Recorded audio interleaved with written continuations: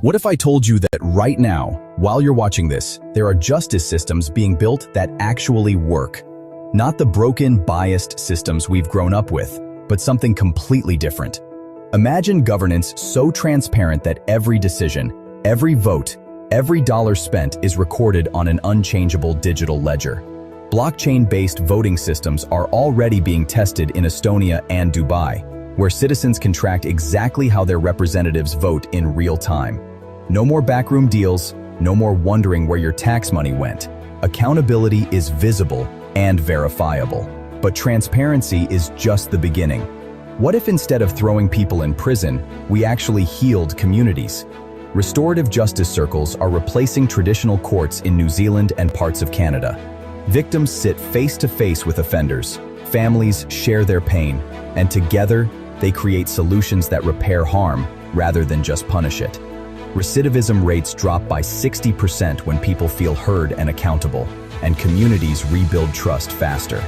These models prioritize repair, reintegration, and long-term safety. And for human rights, AI-powered monitoring systems now track violations in real time across 195 countries. When journalists disappear in authoritarian regimes, when protesters are silenced, when minorities face systemic discrimination, these systems immediately alert international networks who can respond within hours, not months. Combined with satellite imagery, crowdsourced reports, and rapid legal aid, lives are saved and evidence preserved. This isn't some distant utopia. These systems are working right now, in real communities, protecting real people. The question isn't whether we can build better justice systems. We already have the tools. The question is, are we ready to demand them everywhere? In a world divided, imagine a future united. This is the Peaceism ecosystem, a decentralized platform addressing humanity's core needs: jobs, food, healthcare, housing, education, justice, welfare, and safety. Powered by blockchain, it ensures transparency and fairness for all. No more economic disparities, no more technological displacement, just equitable resource allocation and sustainable income models, where governance is transparent and justice is restorative. This isn't just a concept, it's a revolution in action. Join us at the World Peace, Justice and Equity Systems Expo and Conference, October 27, 2026. Be part of building a sustainable future. The Peaceism ecosystem. Peace by design. In every corner of the world, humanity strives for justice. A justice that shields the vulnerable from harm. A justice that honors the dignity of every human being. A justice that balances freedom with responsibility, so that the strong do not oppress the weak, and the voices of the many are not silenced by the few. And yet, too often, the systems built to protect us fall short. Inequality continues to rise, leaving millions locked out of opportunity. Rights are ignored, sometimes by neglect, sometimes by deliberate design. Trust, the foundation of every society, is broken, eroded by corruption, secrecy, and division. But humanity has not given up. In the face of these failures, a new era is beginning to dawn. An era where technology, compassion, and wisdom converge, where digital tools bring transparency to power, where communities resolve conflict not through vengeance, but through healing, where human rights are not abstract ideals, but living protections felt in the lives of every child, every worker, every family. This is more than reform. It is a transformation, a movement to redefine justice and equity for the 21st century and beyond. Transparency is the foundation of trust. When people cannot see how decisions are made, injustice thrives in the shadows. But today, new technologies are bringing light to governance. Blockchain systems are creating tamper-proof public records, so votes cannot be stolen, budgets cannot be hidden, and corruption has nowhere to hide. Open data platforms are allowing citizens to track public spending, monitor environmental impacts, and hold leaders accountable in real time. Artificial intelligence, when used responsibly, can analyze complex policies, identify hidden biases, and ensure that laws serve people equally. Imagine a world where every citizen can open a dashboard and see, instantly, how their taxes are spent, what laws are being debated, and how decisions will affect their community. This is not science fiction. It is already emerging in pilot projects across the globe. Transparent governance technologies are transforming power from a privilege into a public trust. Segment 2. Restorative Justice Models. 6 minutes. Justice is not only about punishment. True justice heals. For too long, our systems have focused on retribution, locking people away, tearing families apart, and deepening cycles of violence. But restorative justice offers a different path. In this model, those who cause harm face the people they have harmed. They listen, they take responsibility, and together they work to repair what was broken. Schools are using restorative circles to resolve conflicts without violence. Communities are using dialogue programs to reduce crime and rebuild trust. Even nations, after war, have turned to truth and reconciliation commissions to heal generations of trauma. Restorative justice does not excuse wrongdoing. It transforms it into an opportunity for accountability, learning, and growth.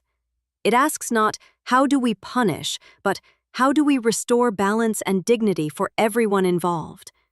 And in doing so, it builds safer, stronger, more compassionate societies. Justice is incomplete without human rights. Human rights frameworks are the moral compass of humanity. They declare that every person, regardless of race, gender, faith, or status, deserves dignity, safety, and freedom. But rights must not remain words on paper. They must be protected with real systems. Technology can empower citizens to document violations, to share evidence securely, and to mobilize global support in moments of crisis. International networks of human rights defenders are using encrypted tools to protect activists and amplify the voices of the silenced.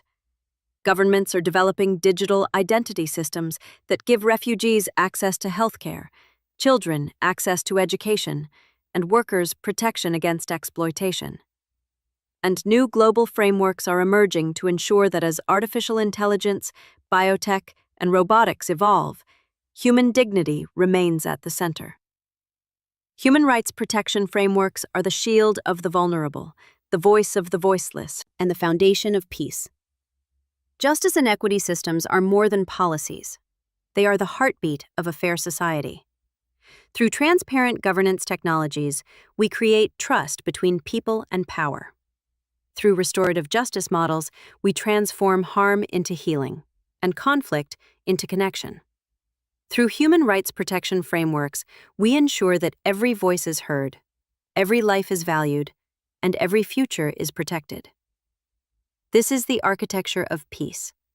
This is the promise of equity. This is the pathway to a world where justice is not a privilege, but a birthright. The question is no longer, can we build it? The question is, will we choose to? The future of justice is in our hands. Let us shape it with courage, compassion, and wisdom, together. Trust in government depends on transparency. Without it, corruption hides in the shadows. Today, technology offers new ways to shine light on power. Blockchain creates tamper-proof records of votes, budgets, and contracts. Open data platforms allow citizens to track spending in real time. AI, when used responsibly, can expose bias in laws and policies. Imagine a society where anyone can see exactly where their taxes go, how decisions are made, and whether leaders are keeping their promises. Transparent governance turns accountability from a dream into daily reality. It transforms power from a privilege into a public trust. Justice must be more than punishment. It must heal. For generations, justice systems focused on retribution, locking people away, deepening cycles of fear and violence. Restorative justice offers a different path. It brings together those harmed and those who caused harm. It seeks understanding, responsibility, and repair. In schools, restorative circles reduce conflict. In communities, dialogue programs rebuild trust. Even nations scarred by war have used truth and reconciliation to heal generations. Restorative justice does not excuse wrongdoing. It transforms it into growth, accountability, and healing. It asks not, how do we punish, but how do we restore balance and dignity? Human rights are the foundation of justice.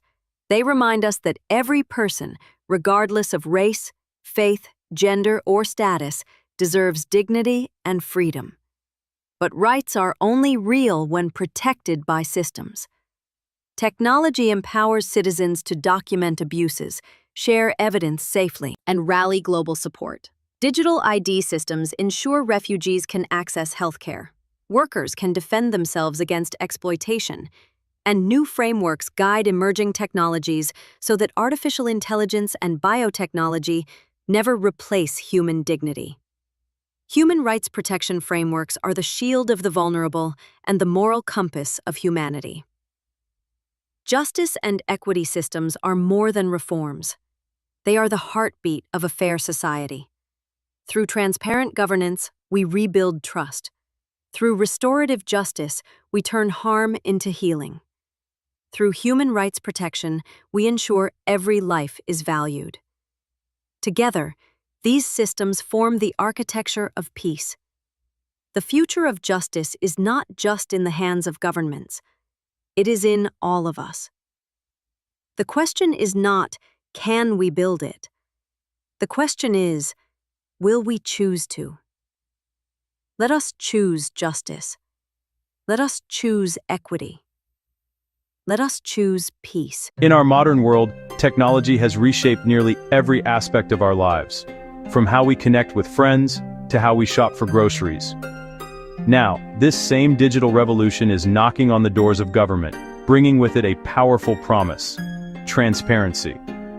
We are entering an era where the inner workings of our public institutions are no longer hidden away in dusty file cabinets or buried in complex bureaucratic processes. Instead, they are becoming accessible, understandable, and open to public view. Transparent governance technologies are the tools, apps, platforms, systems. They pull back the curtain so citizens can see, question, and participate in decisions that shape their communities and lives. This is not just about posting documents online, it's about fundamentally changing the relationship between the governed and those who govern. For decades, the default was secrecy. Today, the new default is openness. This shift to an open, networked model is what we call smarter governance, tapping the public's collective intelligence and making actions visible and accountable. To fully appreciate the revolution in government transparency, we must first understand the world it is replacing. For most of history, governance was an opaque affair, conducted behind closed doors by a select few. Information was a guarded commodity, locked away in physical archives, and accessible only through slow, cumbersome bureaucratic channels. Citizens faced a labyrinth of paperwork, long waiting periods, and no guarantee of a meaningful response. Without easy access to information, accountability was hard to enforce. Corruption could thrive in the shadows when decisions were made without scrutiny. The result was deep public mistrust and civic apathy. Getting a permit could mean duplicate forms, multiple visits, and weeks with no way to track your application. Sparse announcements and hearsay left ordinary citizens at a severe disadvantage. The old model was inefficient and unresponsive, stifling innovation and blocking outside ideas. This is the legacy opaque governance that new technologies are dismantling, paving the way for interaction and accountability. At the forefront of the transparency movement is the concept of open data. Certain data should be freely available to everyone to use and republish without restrictions. True open data is timely, comprehensive, accessible, and machine-readable. From crime statistics and school performance to transit schedules and government spending. Releasing raw data empowers an ecosystem to build tools and insights previously impossible. Publish bus data, and a developer can tell you when the next bus arrives, improving reliability. Publishing contract details enables scrutiny of favoritism and overpricing. The power lies in reuse. One dataset can fuel dozens of applications, services, and discoveries. Dedicated portals centralize public information with search tools and developer resources. They embody a commitment that public data is a public good. This infrastructure builds a more informed, engaged, and empowered citizenry. Beyond open data, another powerful technology is emerging: blockchain. Think of it as a shared notebook that can't be erased or altered.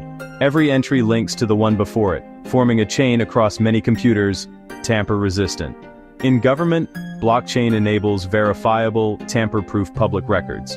Moving land registries on-chain creates secure, transparent ownership records with permanent transfers. The entire procurement process can be recorded and verified by all. It's harder to secretly favor firms or change terms after the fact. Adoption is early, but the potential is significant. From voting to aid distribution and supply chains, blockchain provides a shared source of truth. Trust is built into the technology, integrity and accountability by design. Blockchain can make public processes verifiably trustworthy. Transparency isn't just pushing information out, it's enabling citizens to talk back. In the past, feedback was high effort and favored the well-connected. Today, digital platforms make it easy for governments to listen at scale. From simple reporting apps to collaborative policymaking platforms, citizen sourcing gathers info and ideas from many people. Snap a photo, the app geotags it, and routes it to the right department. Agencies get real-time, hyperlocal data to allocate resources better. Governments run online challenges where people submit, comment, and vote on ideas. Crowd law brings diverse expertise and reveals distributed knowledge. When reports are fixed and ideas adopted, it builds efficacy and trust. Digital feedback loops turn civic life into an ongoing, collaborative conversation. This shift is real, happening worldwide with tangible results. Seoul's e-People let citizens submit petitions, complaints, and policy ideas with guaranteed responses. A citizen proposal birthed late-night buses serving workers and students. Georgia used blockchain to secure land titles, reducing fraud and speeding transactions. The reform rebuilt trust and strengthened the rule of law. Brazil's portal shows federal spending, from salaries to contractor payments. Journalists uncovered misuse, triggering investigations and resignations. Amtrak maps medicine supplies to reduce theft and target shortages. The data helps ensure essential drugs reach those who need them. Different places, same outcome. More effective, accountable, trusted government. Openness delivers results people can feel. Corruption, the abuse of public office for private gain, thrives in darkness. It flourishes where processes are opaque and records unclear. Transparency tools shine a light and disrupt those conditions. They create a digital paper trail, hard to erase, easy to follow. That raises the risks of self-dealing. It's not just catching bad actors, it's preventing corruption by redesign. When every contract, salary, and budget line is public, millions become watchdogs. Journalists and civil society spot patterns and check if spending is equitable. Ordinary people can verify promised projects in their community. On-chain bids are sealed and evaluated by pre-agreed rules, hard to manipulate. Visibility builds integrity, accountability, and public trust. The promise of transparency is realized when citizens step up and use the tools. These technologies aren't just for experts, they're for everyone. Simple actions multiplied across a community have power. First, get informed. Explore your local, regional, and national open data. Use official digital channels to report issues and share ideas. If asked for input, take 10 minutes to contribute. Your experience is valuable expertise for officials. Join groups using public data. You don't need to code to help. Collaborate to turn complex data sets into compelling, actionable stories. Ask for timely, accessible, machine-readable data and support leaders who champion it. Public demand powers transparent governance. The more we use it, the more it grows. The journey toward transparent governance is a fundamental reimagining of democracy for the digital age. Through open data, blockchain, and digital feedback, we move beyond closed hierarchical models, toward a government that is open, networked, and collaborative. When you can track services, see budgets, and contribute ideas, governance becomes tangible. Transparency makes government smarter, more efficient, and more innovative. It helps address climate, public health, and economic inequality. In an era of misinformation, the ability to see, understand, and verify actions restores trust. Transparency is the bedrock of accountability, curbing corruption and abuse of power. It transforms citizens into co-creators and makes democracy participatory in practice. The challenge is deploying these tools thoughtfully, inclusively, and to truly empower people. The destination is less about command and control, and more about conversation and collaboration. A future where transparency builds a better, fairer, more prosperous world for everyone, one data point at a time. Today is October 3rd, 2025. On this day, just like any other, countless interactions will occur that cause harm. A window will be broken, a trust will be betrayed, a life will be altered. Our first instinct, shaped by centuries of tradition, is to ask, what law was broken, who did it, and what punishment do they deserve? This retributive model often masquerades as justice itself. It focuses on rules and the state, sidelining victims and communities. But what if we ask different questions? Who has been hurt? Who did it? What are their needs? Whose obligation is it to make things right? This is the lens of restorative justice. Not to punish, but to heal. To repair the torn fabric of our relationships. At its core, restorative justice views crime as harm to people and relationships, not just a violation of law. The traditional system treats the state as the primary victim, aiming to impose a penalty. Restorative justice shifts the focus entirely, centering the victim, the offender, and their community. The goal is not to inflict suffering in return for suffering. We identify the harm, address the needs, and meet the obligations. Imagine a vase is shattered. Retributive justice asks, who broke it, and how should they be penalized? Yet the vase stays in pieces. Restorative justice gathers people to look at the pieces, listen to the story, and clean up together.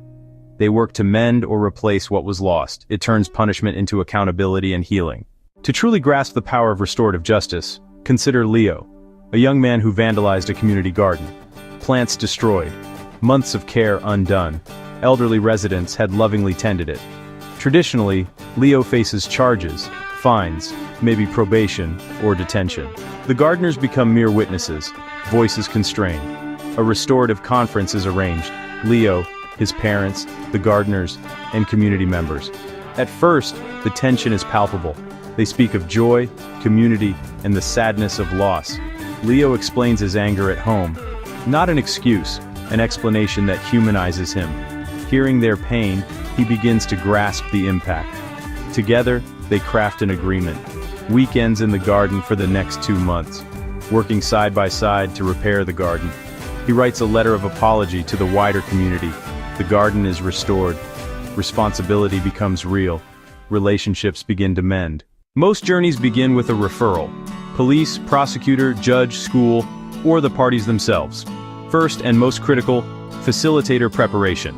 They meet privately with the person harmed, listening for the full impact. Physical, emotional, financial, and relational. Safety and voluntary supported participation come first. Then the person who caused harm. Encouraging responsibility and honesty. Assess willingness to make amends. If both agree, an encounter, conference, or circle in a safe, neutral space. Participants include the victim, the offender, and support people. Family, friends, and key community members may join. The person who caused harm describes what happened. Then the victim shares how they were affected. This direct storytelling fosters empathy and understanding.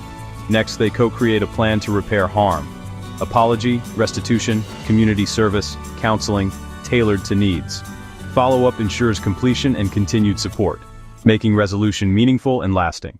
The traditional system defines crime as an act against the state. Victims are often relegated to witnesses. Emotions are suppressed. Its purpose: determine guilt. Impose proportionate punishment in an adversarial contest. Restorative justice defines crime as a violation of people and relationships. The key actors are the victim, the offender, and the affected community. The process is collaborative, not adversarial. It asks, who was harmed, what are their needs, and whose obligations are these? It focuses on consequences and a path to repair and reintegration. One system isolates and punishes, the other connects and restores. The people most affected gain a voice and agency in outcomes. The traditional system can feel like a second assault, marginalizing and re-traumatizing victims. Restorative justice places the victim at the center. They tell their story, express emotions, and name impacts. They can ask the questions that haunt them. Why me? Will you come back? Are you sorry? Hearing answers can reduce fear and restore control. Victims help define what repair looks like: restitution, apology, or support pathways. The encounter counters power imbalance. Seeing responsibility and remorse is powerful. Victims move past consuming anger toward closure. By focusing on repair and understanding, healing becomes tangible. Punishment alone can breed resentment, denial, and alienation. Restorative justice confronts offenders with the human impact. Beyond a charge code, they hear lived pain. Humanization catalyzes remorse and accountability. Accountability is built on understanding. Concrete amends, restitution, service, apology, rebuild self-worth. They prove they can contribute positively. Respectful accountability reduces re-offending. They are treated as people who did a bad thing, not irredeemable. Meeting obligations charts a clear path back to community. Crime tears the social fabric. Harm ripples through neighborhoods and schools. Restorative practices invite communities into resolution. People become active agents of peace. Collective efficacy and safety grow. Processes model respect, empathy, and mutual responsibility. Visible accountability teaches more than distant sentences. Communities address problems proactively. Connection over exclusion builds resilience. Communities become safer, stronger, and more compassionate. Implementing restorative justice faces real challenges: awareness, training, safety, and systems change. Quality demands rigorous training, clear ethics, and robust support. Institutions need buy-in and resources to scale what works. Justice becomes a collective effort to mend relationships and heal wounds. Every harm is an opportunity to repair, learn, and reaffirm our shared humanity, the promise of a restored world. All right, let's get into it. Human rights. It's a term we hear all the time. It gets thrown around on the news in political debates on Twitter threads that get way too heated. But what does it actually mean? Human rights are the basic rights and freedoms that belong to every person in the world, from birth until death. These aren't privileges you earn. You don't have to unlock them like a video game achievement. They are yours simply because you exist. It doesn't matter where you're from, what you believe, who you love, or how much money is in your bank account. These rights are universal, inalienable, indivisible. They cover big protections: the right to life, the right not to be tortured, the right to a fair trial. They also cover everyday things that make life worth living: the right to go to school, the right to say what you think without fear, the right to marry who you choose, the right to just be. Without these protections, society can get messy, fast. It's the difference between fairness and might makes right. Imagine a world without these guarantees. A powerful government censoring you online and making people disappear. A company forcing people to work in dangerous conditions for almost no pay. People denied jobs because of the color of their skin. People denied homes because of the God they pray to. So where did this whole idea come from? Let's take a trip back in time. The year is 1948. The world is still picking up the pieces from the absolute horror show that was World War II. The global community looked around at the wreckage, the genocide, the atrocities, and basically said, okay, never again. We need to write some rules down. The United Nations General Assembly, led by legends like Eleanor Roosevelt, dropped the mixtape of the century, the Universal Declaration of Human Rights, or UDHR. This document was revolutionary. For the first time, countries agreed on a common standard for human rights.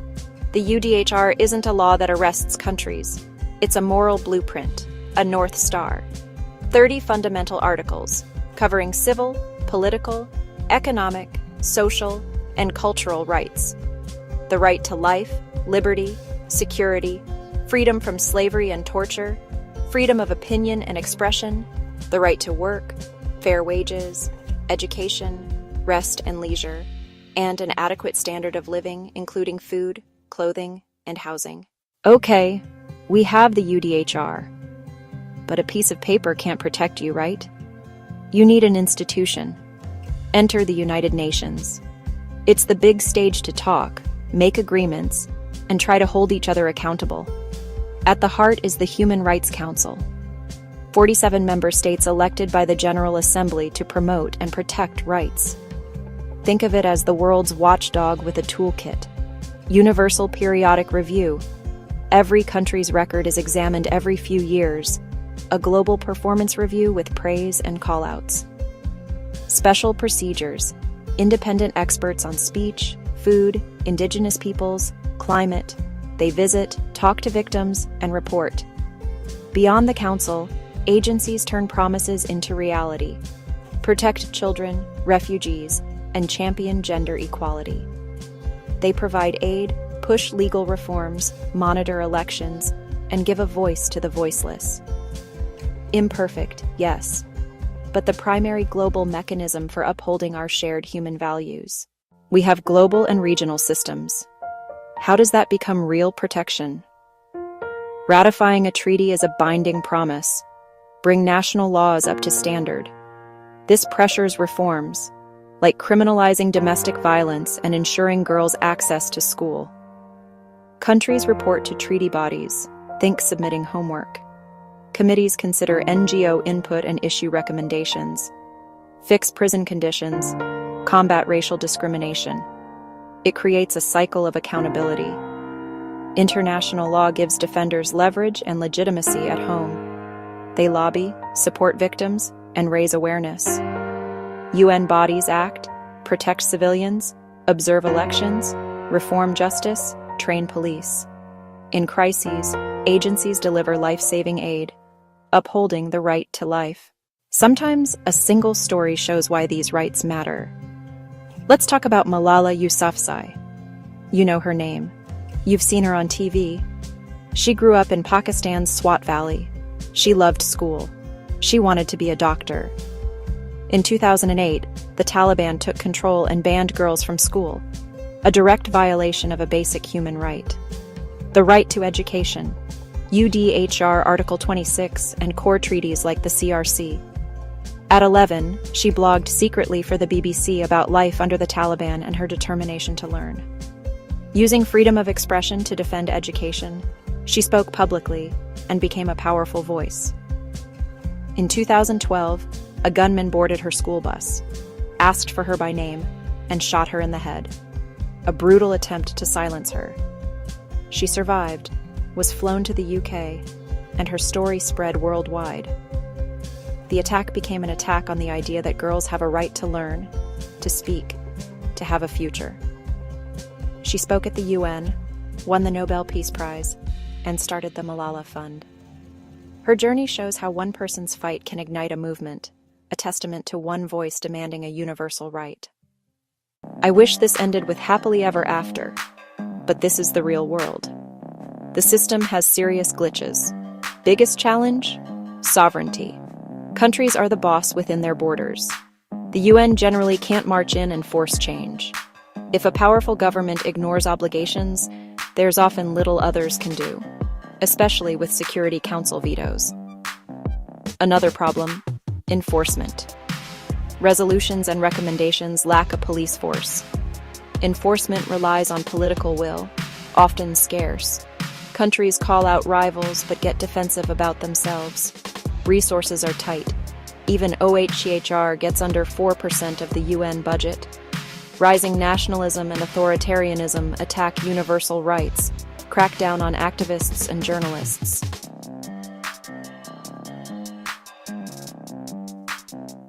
Chilling effects make it dangerous to demand rights and harder to know what's happening. Serious, systemic challenges we can't ignore. Our lives moved online, a new battleground. So much happens on your phone and laptop. How you communicate, get news, express opinions. Do you have a right to privacy when companies harvest data? Is your speech protected on privately owned platforms? Tracking your location, reading messages, scanning faces. Some fights crime. but it threatens privacy. Without privacy, freedom of thought, expression, and association wilt. If you're always watched, you hesitate to speak or organize. Platforms connect us but also spread lies, hate, and propaganda, inciting violence, skewing elections, eroding trust. How do we curb harm without crushing speech? Government or tech billionaire? Who decides? No easy answers. The human rights framework matters more than ever. Protect privacy and expression online as offline, demand transparency, build security tools. So, after all that, the UN, the treaties, the courts, the challenges, why should you care? Because protecting human rights isn't just stopping the bad, it's building the good. A more peaceful, prosperous, and just world. When rights are respected, societies flourish. Education and healthcare drive growth. Rule of law and a free press choke corruption. Participation builds stability. You can't solve climate change, pandemics, inequality, or conflict without a human rights-based approach. Protect indigenous communities and listen to youth activists. Ensure the right to health and information. Protect workers' rights to build fair economies. The fight is long and frustrating, with setbacks and compromises. But progress is real. A century ago, universal rights were radical. Today, they're globally recognized law. People built these frameworks. It's our turn to defend, strengthen, and expand them.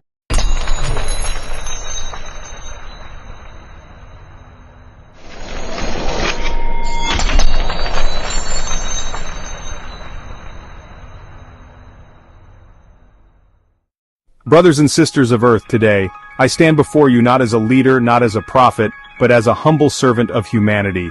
I speak to you from the depths of my soul, with a message that transcends borders, religions, races, and species. This message is not mine alone, it belongs to all of us, for we are all children of the same origin, descendants of Adam and Eve, bound by the same breath of life. From the moment the first star ignited in the cosmos, to the birth of our planet, to the emergence of life, and finally to the rise of humanity, the universe has been weaving a story of unity. Yet somewhere along the way, we forgot this truth. We divided ourselves into nations, tribes, and ideologies. We built walls instead of bridges, waged wars instead of peace, and sought power instead of love. But today I call upon you to remember, we are one. The time for peaceism has come. Peaceism is blessing and guidance for all. It is a way of life. It is the recognition that every living being, human, animal, plant, and even the earth itself, is interconnected. Peaceism teaches us that harming another is harming ourselves, that loving another is loving ourselves, and that healing the world begins with healing our own hearts. Under the Peaceism ecosystem, we will honor the sanctity of life, embrace diversity, live in harmony with nature, pray to Lord of the world. Let us pray, O our Creator. We humbly acknowledge you as the source of all that is, the architect of the universe, and the sustainer of all life. Let us pray for wisdom, compassion, and unity, and let our prayers be actions that uplift the world.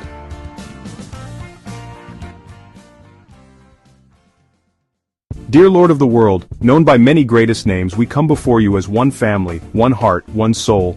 Guide us to see the light within each other. Teach us to forgive, to love, and to serve. Help us to heal the wounds of the past and build a future of peace. May our hands work together, our voices sing together, and our spirits rise together, for we are your servant, and in you, we are one. Amen, Amin, Shalom, Om Shanti Ash, and so it is. This is not just a dream, it is a calling. Each of us has a role to play in this great awakening. Whether you are a teacher, a farmer, a scientist, an artist, or a leader, your contribution matters. Let us educate the next generation in the ways of peace and unity. Create systems that uplift the poor, heal the sick, and protect the vulnerable. Innovate technologies that serve humanity and the planet, not destroy them. Spread love in every word, every action, and every thought. If this message ignites a fire within you, if it stirs your soul and compels you to act, then let us carry it forward together. O Lord of the world, we thank you for the beauty of the world, the wonder of nature, and the precious gift of life. We are grateful for the sun, the moon, the stars, and the vibrant tapestry of creation. Let us strive not just for the Nobel Peace Prize, but to touch the hearts of all beings, from the tiniest ant to the grandest whale, from the deepest ocean to the highest peak. The time has come to transcend our differences and embrace our shared humanity. The time has come to heal the scars of the past and forge a future brimming with hope. O Creator, bless us with peace, joy, and purpose, and grant us the strength to overcome challenges and to persevere in your service. We are one. We are peace. We are the change. Thank you, and may the light of unity guide us all.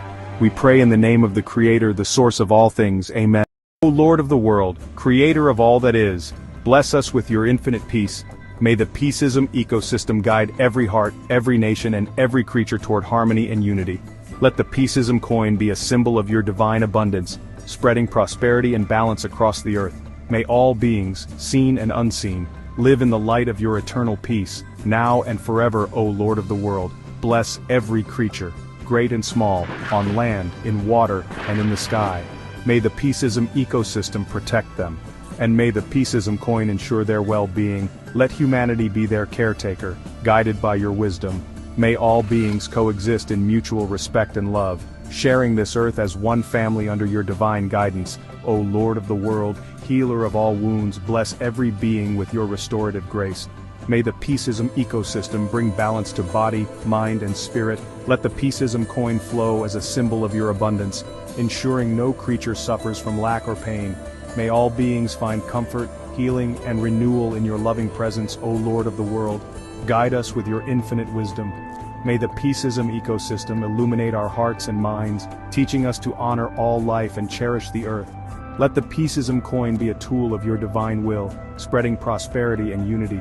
May we walk the path of peace, spreading love and light wherever we go, under your eternal guidance. O Lord of the world, bless all beings in this life and the next. May the Peaceism ecosystem ensure their journey beyond this world is filled with light, love, and divine grace. Let the Peaceism coin symbolize your eternal abundance, ensuring no soul is lost or forgotten. May all beings find their way to everlasting peace and unity with you. O Lord of the world, bless this earth, our shared home. May the Peaceism ecosystem restore balance and vitality to every forest, river, and sky. Let the Peaceism coin flow as a symbol of your care, ensuring the well-being of all creatures. May humanity act as stewards of your creation, guided by your wisdom and love. O Lord of the world, awaken humanity to the truth of interconnectedness. May the Peaceism ecosystem teach us to see ourselves in every creature and every creature in ourselves. Let the Peaceism coin be a beacon of your divine will, replacing greed, violence, and ignorance with generosity, compassion, and wisdom. May we rise as one global family, united in your peace, O Lord of the world. We give thanks for the gift of life and the beauty of creation. May the Peaceism ecosystem ensure abundance for all beings, and may the Peaceism coin flow as a symbol of your divine blessings. Let gratitude fill our hearts, and may we share our blessings with all who are in need.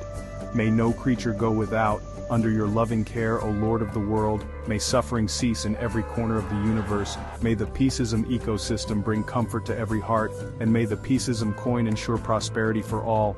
Let kindness and compassion guide every action, and may all beings find solace in your eternal love.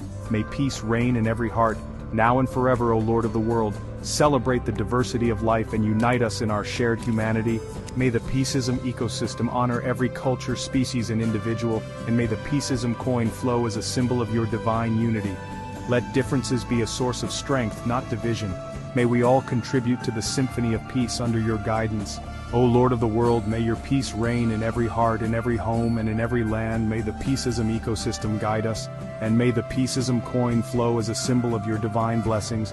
May all creatures now and forever live in harmony, joy, and love under your eternal care. So be it, with gratitude and hope.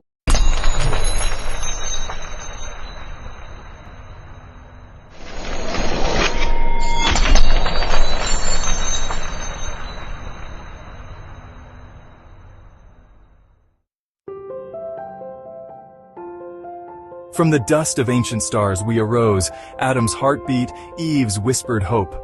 Mountains, deserts, oceans apart. One family, one song, one beating heart. You pray in mosques, I chant in temples. She dances fires where wild waves tremble. But trace the roots beneath the skin. The same light where all lives begin. One blood, one breath, one sky above. Peaceism's call. Rise in love, Hand to hand, tear the walls. We're the cure when the broken world falls. The mother in Kiev bakes her bread. The child in Gaza fears her bed. The soldier's hands, the elder's sigh. Same sunrise in every eye. Break the chains of us and them. Rewrite the rules, defy the end. The jinn, the saints, the lost, the free. All souls crave dignity. Hear the drums of Congo's night. Hear the Himalayas' silent cry. The Amazon weeps, the ice caps scream. But united, we'll mend the seams. No borders in the air we share. No flags in the wind. No chains to bear. One blood, one breath, one sky above. Peaceism's call. Rise in love. Hand to hand, tear the walls. Salam, Shanti, peace, Hewa, Amani, Paz. We are Adam, we are Eve, we believe. We're the cure when the broken world falls. From the ashes build the dream. One earth, one fight, one human team.